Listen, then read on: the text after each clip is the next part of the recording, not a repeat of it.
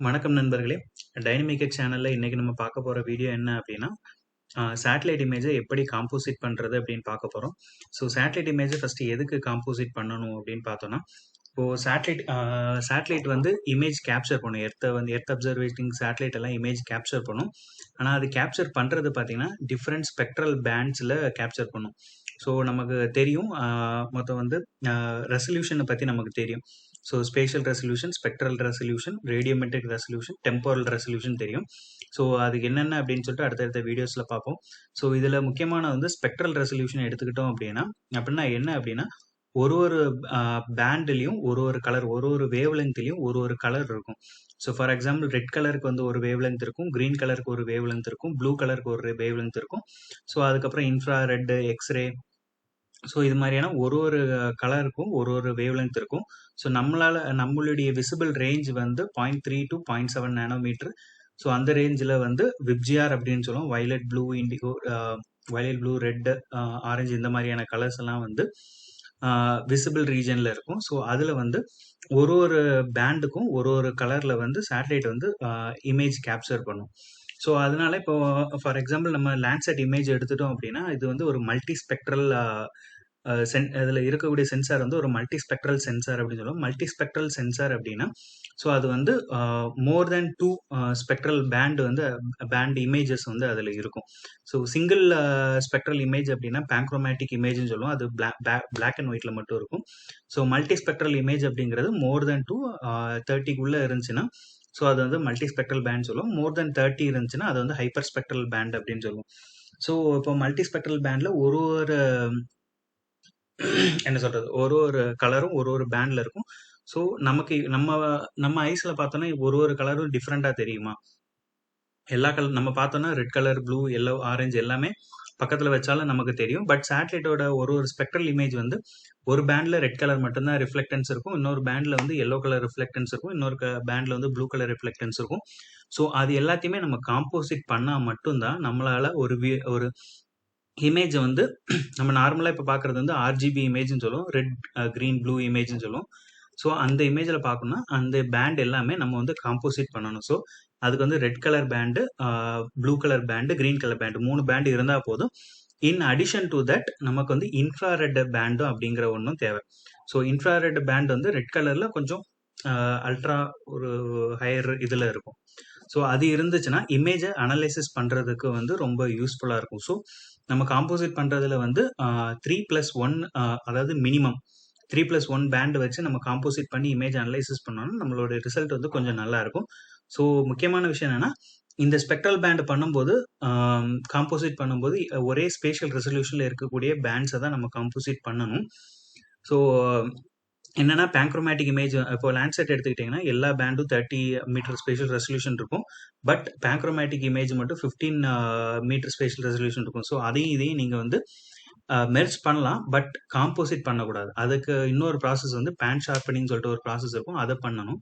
So pant composite வந்து இந்த 4 இதை வந்து மெயினாக பண்ணலாம். ஸோ அதை எப்படி பண்ணுறது அப்படின்ட்டு இப்போ இந்த வீடியோவில் பார்க்கலாம். ஸோ ஆர்ஜிஎஸ் ஓப்பன் பண்ணிக்கோங்க. ஸோ என்கிட்ட இருக்கிற வெர்ஷன் வந்து ஆர்ஜிஎஸ் 10.4. ஸோ ஃபஸ்ட்டு இதில் இருக்கக்கூடிய ஆட் டேட்டாவில் போய் ஸோ ஆட் பண்ணிக்கோங்க. நான் இன்னைக்கு எடுக்கிற இமேஜ் வந்து சென்னையோட இமேஜ்.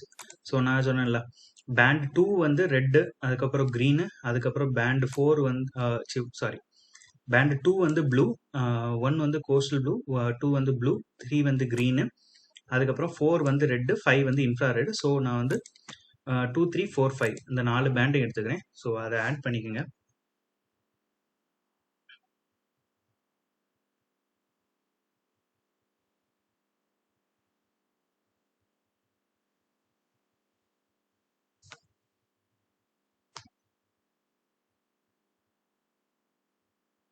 ஸோ ஆட் பண்ணும்போது கொஞ்சம் டைம் ஆகும். ஃபர்ஸ்ட் டைம் ஆட் பண்ணுறதுனால எனக்கு ரொம்ப டைம் ஆகுது. ஸோ போக போக அது வந்து ஸ்பீட் ஆகும். ஸோ இப்போ என்னோட பேண்ட் எல்லாமே லோட் ஆயிடுச்சு.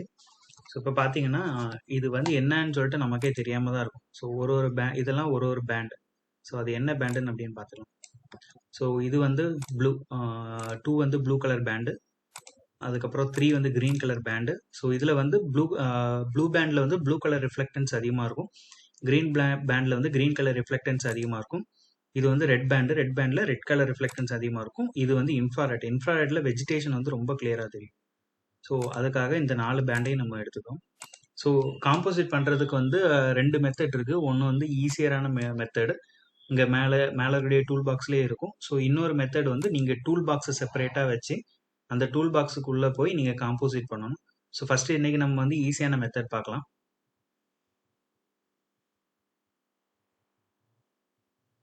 சிஸ்டம் ஹேங் ஆகிறதுனால கொஞ்சம் லேட் ஆகுது. ஓகே, டூல் பாக்ஸ் வேணாம், வரமா வச்சுக்கலாம்.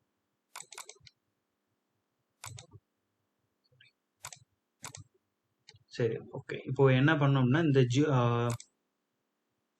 விண்டோஸ் அப்படின்னு ஆப்ஷன் இருக்கு இல்லையா, இந்த மெனு பார்ல அந்த விண்டோஸ்ல கீழே வந்தீங்கன்னா இமேஜ் அனலைசிஸ்ன்னு சொல்லிட்டு ஒரு ஆப்ஷன் இருக்கும். ஸோ அந்த இமேஜ் அனாலிசிஸை கிளிக் பண்ணிட்டீங்கன்னா ஒரு விசார்ட் விண்டோ வரும். ஸோ அதை வந்து கொஞ்சம் மேக்ஸிமைஸ் பண்ணிக்கணும்.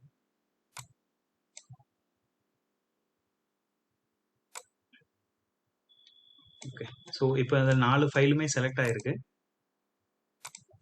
ஸோ 4 ஃபைலையும் செலக்ட் ஆனால் மறுபடியும் ஒன்ஸ் வந்து எல்லா பேண்டையுமே செலக்ட் பண்ணிக்கங்க. ஸோ செலக்ட் பண்ணிவிட்டு கீழே கீழே பார்த்தீங்கன்னா இதில் டிஸ்பிளே ஆப்ஷன் இருக்கும். ஸோ இதிலே வந்து நீங்கள் உங்களோட கான்ட்ராஸ்ட்டை வந்து சேஞ்ச் பண்ணிக்கலாம். வேணும்னா சேஞ்ச் பண்ணிக்கலாம், பிரைட்னஸ் சேஞ்ச் பண்ணிக்கலாம், என்ன பேக்ரவுண்டு சேஞ்ச் பண்ணிக்கலாம். எல்லா ஆப்ஷனுமே இந்த இமேஜ் அனலைசிஸ் டூல் பார்லேயே இருக்குது. ஸோ இதில் ப்ராசஸிங் அப்படிங்கிறதுல இது ஃபஸ்ட் ஆப்ஷன் வந்து கிளிப்பு, செகண்ட் மொசைக்கு, தேர்டு தான் காம்போசிட் பேண்ட்ஸ் அப்படிங்கிற ஆப்ஷன். ஸோ நமக்கு தேவை காம்போசிட் பேண்ட்ஸ் தான். அந்த பேண்டை காம்போசிட் பண்ண போகிறோம். ஸோ காம்போசிட்டை கிளிக் பண்ணிங்க அப்படின்னா சிங்கிள் கிளிக் தான் எல்லா பேண்டுமே காம்போசிட் ஆகிருக்கும். இதுதான் நமக்கு காம்போசிட் ஆன பேண்ட். ஸோ இப்போ பேண்ட் நம்பரை வந்து சேஞ்ச் பண்ணுங்கள். ஸோ இதில் 1 இருக்கும். பட் நீங்கள் உங்களுக்கு தெரிஞ்சுக்கணும், இது 2, 3, 4, 5. இது வந்து ப்ளூ பேண்ட், இது வந்து க்ரீன் பேண்ட், இது வந்து ரெட் பேண்ட், இது வந்து இன்ஃப்ரா ரெட் பேண்ட். ஸோ இப்போ உங்களுக்கு வந்து ஆக்சுவல் ஃபால்ஸ் கலர் காம்போசிட் வேணும்னா ரெட் பேண்டுக்கு பதிலாக இன்ஃப்ரா ரெட் பேண்ட் போட்டுக்கணும். ஸோ அப்புறம் க்ரீன் பேண்டுக்கு பதிலாக க்ரீன் பேண்ட் இருக்க வேண்டிய இடத்துல ரெட் பேண்ட் போட்டுக்கணும். அதுக்கப்புறம் ப்ளூ பேண்ட் இருக்க வேண்டிய இடத்துல க்ரீன் பேண்ட் போட்டுக்கிட்டிங்கன்னா ஸோ இதான் actual false colour composite. So நார்மலாக எஃப்சிசி அப்படின்னு சொல்லுவோம். மற்ற எல்லா ஃபைல்ஸ் எல்லா பேண்டையும் ரிமூவ் பண்ணிக்கங்க. ஸோ இதுதான் நார்மலாக நம்ம யூஸ் பண்ணக்கூடிய எஃப்சிசி இமேஜ். இந்த இமேஜையும் நம்ம என்ஹான்ஸ் பண்ணி நம்ம வச்சுக்கலாம். ஸோ இப்போ பார்க்குறது கொஞ்சம் டல்லாக இருக்கா? ஸோ இதை எப்படி என்ஹான்ஸ் பண்ணுறது அப்படின்னா, ஸோ ரைட் கிளிக் பண்ணுங்கள் அந்த லேயரில்.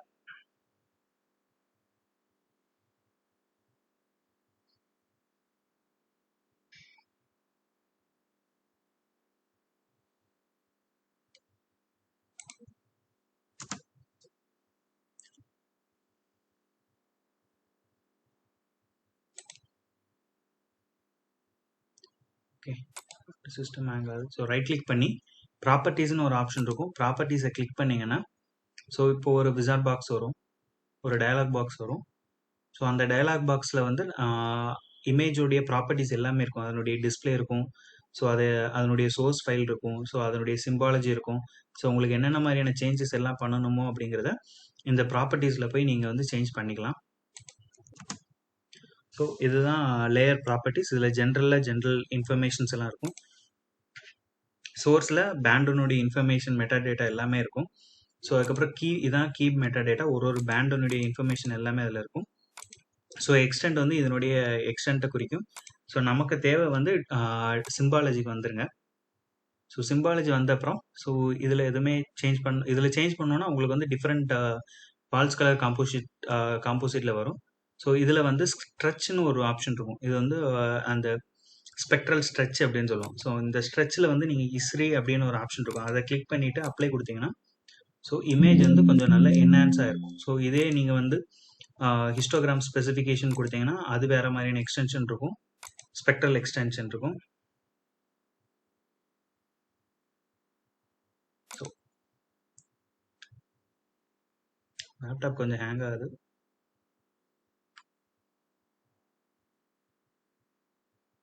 Okay, so